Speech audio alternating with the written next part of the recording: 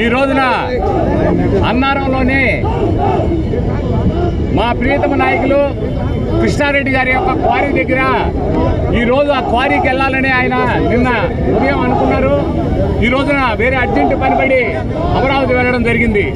ఈ రోజున అన్నారం క్వారీ దగ్గరికి ఆయన వస్తారని తెలుసుకొని కొంతమంది గూండాలు, వైఎస్ఆర్సీపీ పార్టీ గూండాలు ఈ రోజున ఆయన మీద దాడి చేయడానికి వెక్కి నిర్వహించి డ్రోన్ కెమెరాలతో ఆయన యొక్క కదలికలను ఏ రకంగా ఎక్కడ ఉన్నాడని తెలుసుకొని ఆయన మీద దాడి చేయడానికి చేసినటువంటి ప్రయత్నం ఈరోజు విఫలమైంది.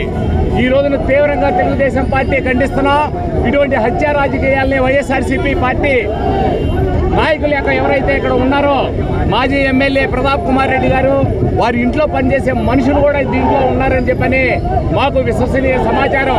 పోలీసు వారికి కూడా మేము విజ్ఞప్తి చేస్తున్నాం, డిమాండ్ చేస్తున్నాం తెలుగుదేశం పార్టీ తరఫున. ఈ హత్యా రాజకీయాలు కనుక మీరు వెంటనే కనుక ఆపకపోయినట్లయితే ఇది పరిస్థితులు తీవ్రంగా ఉంటాయని చెప్పని ఈ సందర్భంగా పోలీసు వారికి కూడా మేము హెచ్చరికలు కూడా జారీ చేస్తున్నాం. ఎందుకనంటే ఈ రోజున ఈ దాడి మనం తీవ్రంగా ఖండించాల్సిన ఉంది. ప్రజాస్వామ్యంలో దాడుల సంస్కృతి కరెక్టే కాదు. కావలలో ఇటువంటి సంస్కృతి ఏ రోజున లేదు.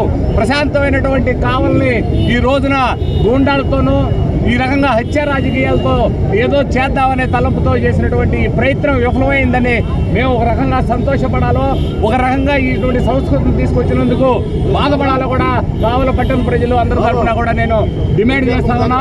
ఇమీడియట్లీగా ఈ దాడికి పాల్పడిన వారిని మీరు కొంతమందిని అరెస్ట్ చేశారని తెలిసింది. అదేవిధంగా ఈ దాడి వెనక కుట్ర ఎవరైతే చేశారో వారిని కూడా అరెస్ట్ చేయాలని చెప్పని కావలి తెలుగుదేశం పార్టీ తరఫున డిమాండ్ చేస్తున్నాం.